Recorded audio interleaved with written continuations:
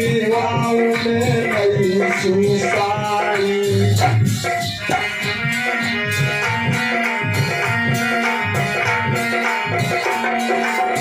कैसा चाहिए देखी गई होली मेरे घराने दौड़ती थी गई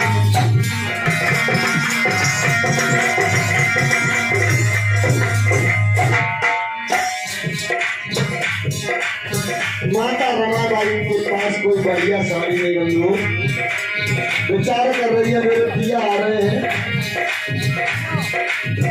दादा सुनियो ध्यान लगाई न कोई कसारी माने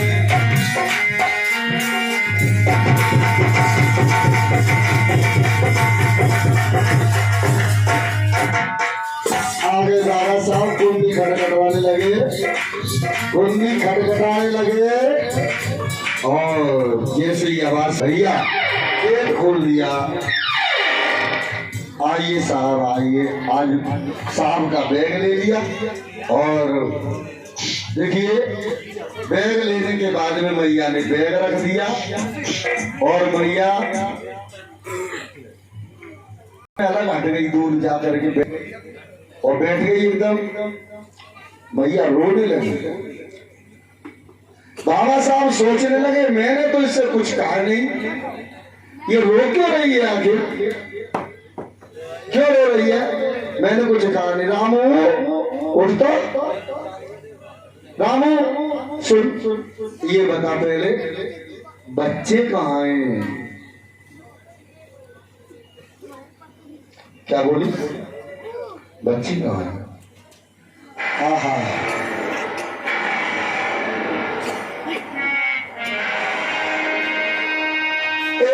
सुन सजना की बात मात की छूट गई थी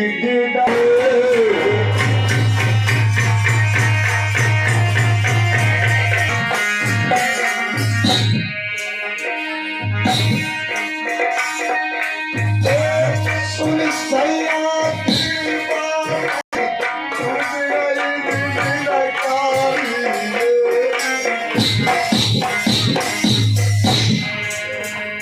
और धरनी अब हट गई भाई कोई न जाओ सवारी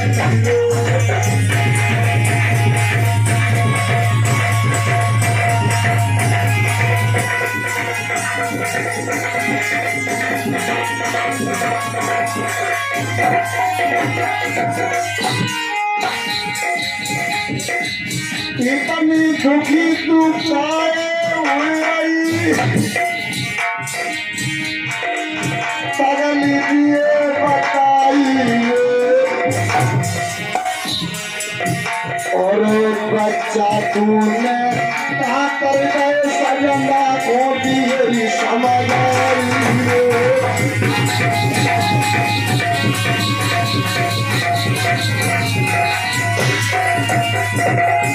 बच्चे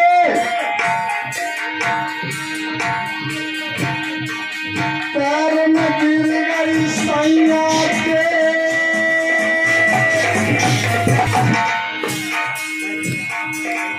पैर में गिर गई सैया के जब पकड़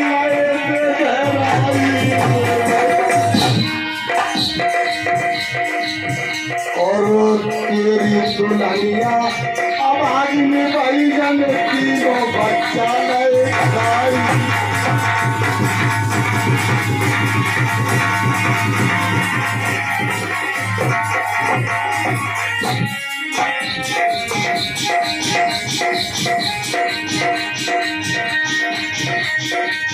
खाई अब आज में हुई गई बच्चा नहीं खाई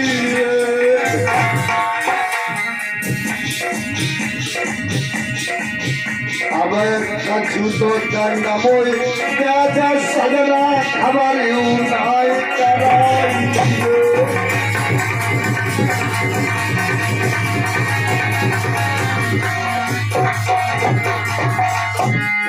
साजन सजा अरे सजना मोई काऊ मिलते मारो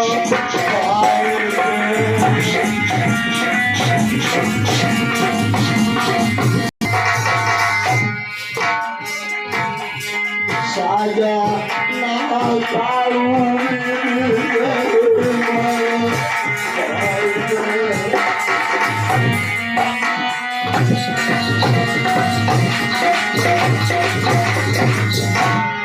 किया और जा दुखिया को नाम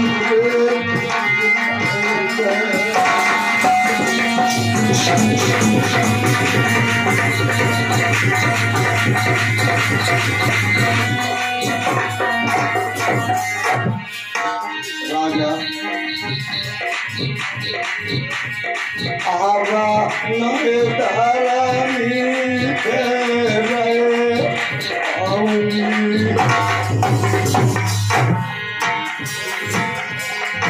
और के से अपनो मुख दिखा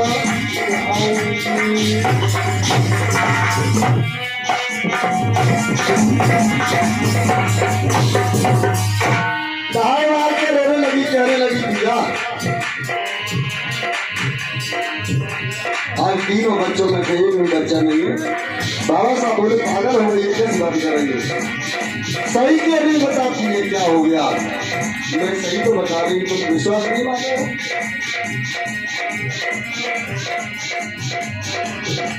सजना साथी बारे बात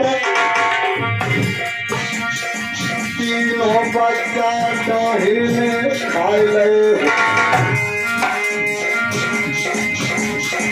तो खबर कभी नहीं बाबा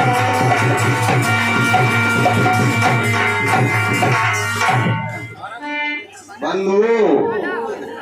आज मैया रमाबाई बाबा साहब के पैरों पे गिर गई, कहने लगी मुझे माफ कर दो, मैं अब आगे हो गई, मेरे तीनों बच्चे चले गए, लेकिन मैंने खबर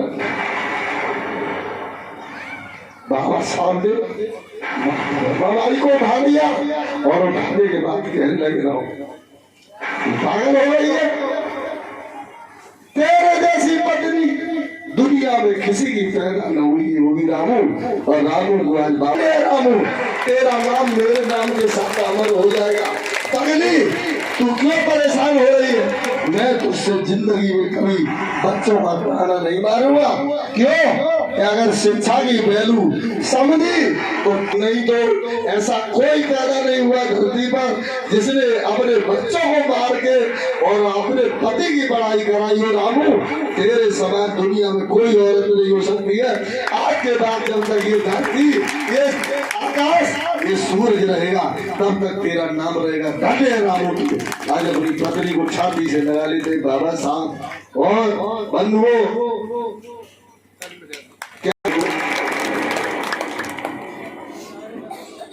क्या बोले मेरे साहब?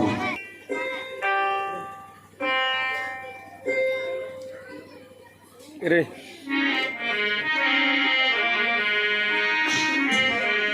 रामू तेरी उमरिया में, रामू तू जोर हो रही है, रामू तेरी उमरिया में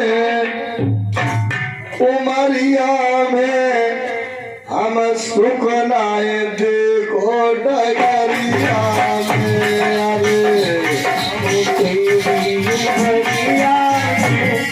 उमरिया में हम सुख नाए देखो डगरिया में भैया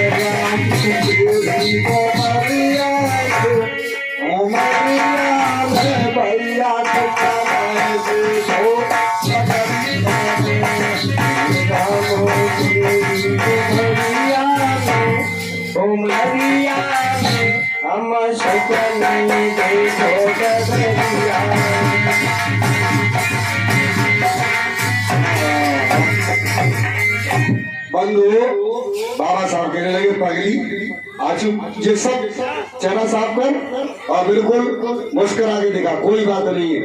बच्चे चले गए तो कोई गम नहीं है।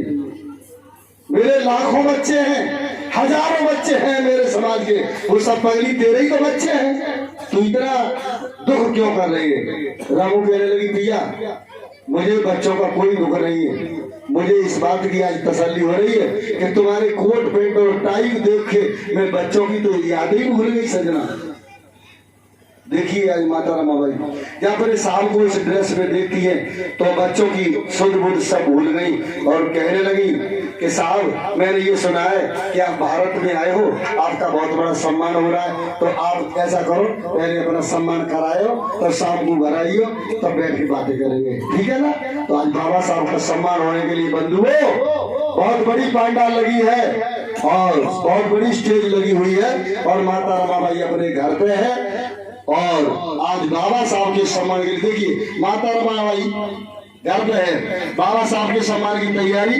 बाबा साहब चैन नहीं पड़ रहा है, सोच रही है कि मैं चली जाती तो देखना आती कि मेरे पिया को कैसे सम्मान है,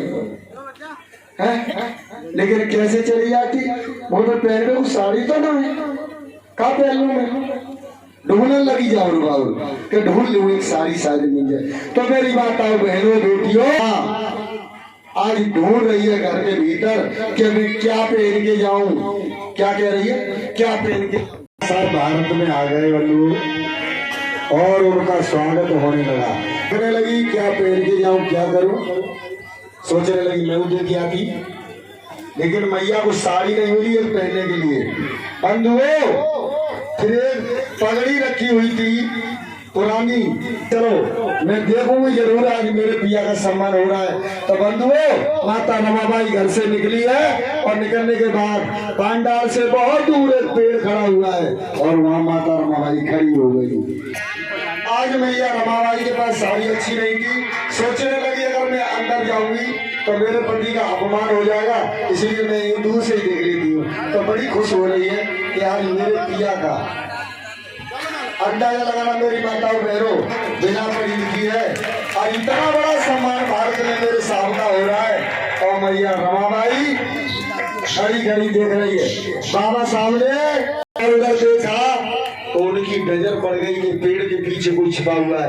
तो वहां पर जितने सम्मान करने वाले लोग थे उनसे कहा भैया बैठ जाओ तुम सब लोग बैठ जाओ, मैं भी आता हूँ, बैठो तो आप लोग बैठ जाओ, लौट के सम्मान करना, मैं भी आता हूँ। देखिए क्या हुआ, बाबा साहब ने कहा मैं अभी लौट के आता हूँ। बाबा साहब चले,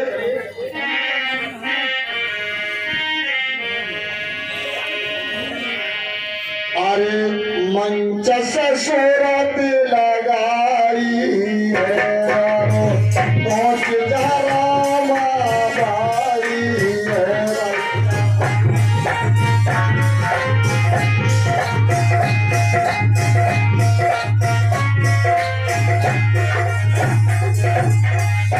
पहुंच गए, अरे रामू तू क्या कर रही है खड़ी खड़ी?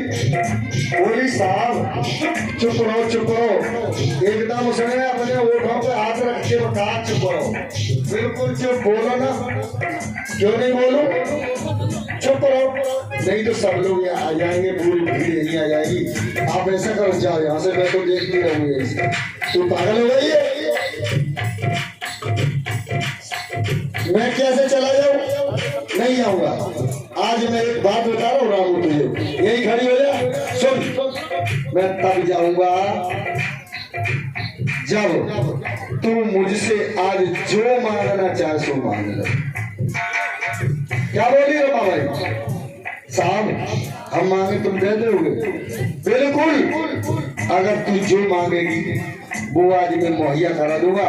मैं इतना पढ़ लिख गया हूँ रामू, अगर मेरे लोग इतने समझदार हो गए हैं, अगर सबसे कह दूंगा कि 1-1 रुपया दान कर दो बाबा साहब को तो मेरा पूरा समाज लाखों रुपए इकट्ठे कर देगा। पगली तू क्या समझ रही है? मैं विदेश से पढ़ के आया हूँ, तू जो मांगना चाहे मांग ले, मांग तो कम से कम मुंह खोल। भैया रमाबाई ने बंधुओं कुछ नहीं मांगा, कहने लगी सुनो दोगे? हाँ बिल्कुल, अगर आप लोग होती तो कहती बढ़िया से हमें घर बनवाए दो, एक लग्जरी गाड़ी ले दो, है ना, एसी लगवा दो, सब व्यवस्था करा दो मेरे लिए। और पहले कराती अब रिश्तेदार ने गोर करवा लेती। भैया ना बाबाई क्या कहने लगी है, सजना सुन ले ध्यान लगा, अरे धन दौलती तो कछु नहीं मांगू,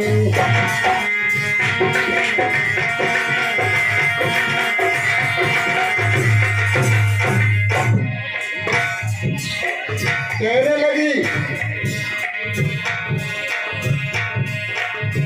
एक बात पूरी करी जाओ, करी दो वायदा अपनी पत्नी से,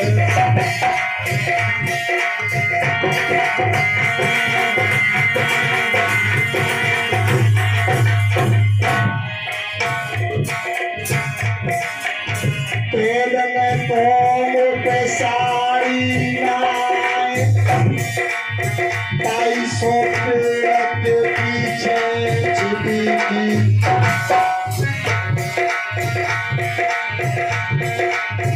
ऐसो समय काऊ पे नहीं आई, और भारत की सब नारी प्यारी,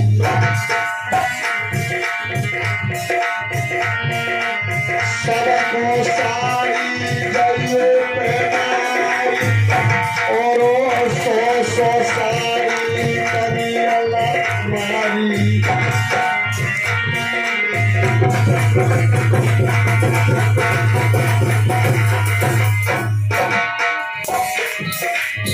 सजना बड़ी मुसीबत में लगी उठाई, और तीर तीर बच्चा मेरे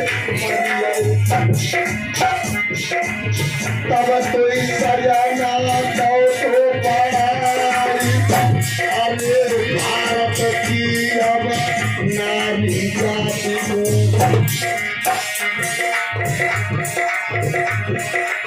सारे अधिकार दिलाइयो, पीछे आए कोई नारी बनेगी,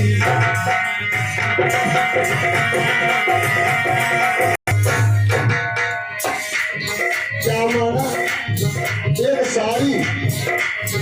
आज मैं सोच रही थी क्या पहन के जाऊं बाबा साहब, लेकिन मेरी माता बहने बेटियां आने वाले समय में उनको ऐसा अधिकार ये व्यवस्था बना देना कि आने वाले समय में, आज मैं सोच रही थी क्या पहन के जाऊं, तो वो ये सोचेंगे मैं कौन सी पहन के जाऊं। सोचो माता बहनों, जब तुम कहीं तो अपने पति से पूछती हो कि इनमें से कौन सी पहन जाऊं, ये किसी देवी देवता की देन नहीं है, ये देन है तो सिर्फ माता रमाबाई की देन है, कोई ये काल्पनिक कहानी नहीं। राम अपनी तो समय आई, अरे चिंता न करिए ओ मेरी राम,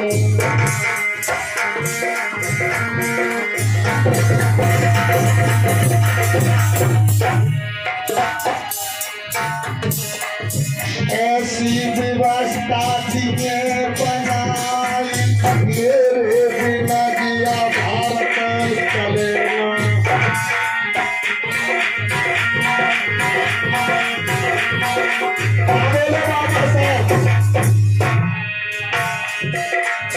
तेरी मेहनत तूने करी किया भाई, तीन तीन बचन की कुर्बानी,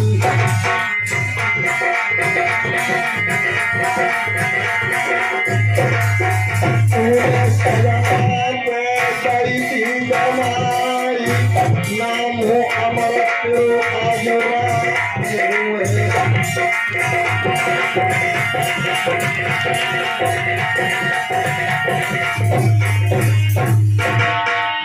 राम गले से के रोने लगी। साहब बस इतना ही कर जाना और मैं कुछ नहीं मांग रही हूँ। कोई भी किसी भी जाति की औरत हो वो इस बात के लिए मजबूर हो जाए कि उसके बक्से में उसकी अलमारी में 50 साड़ी टंगी रहे, क्योंकि मेरे पास एक साड़ी नहीं है पहनने के लिए। बाबा साहब बस इतना कर जाना। भैया करिया और वहां से चली गई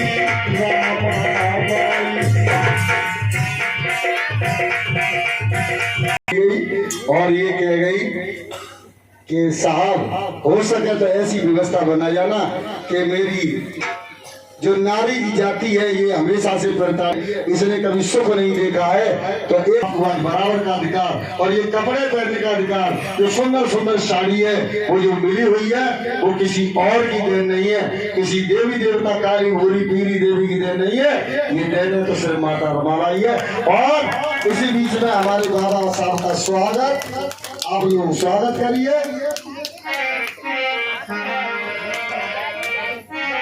अरे जय बोला रमा के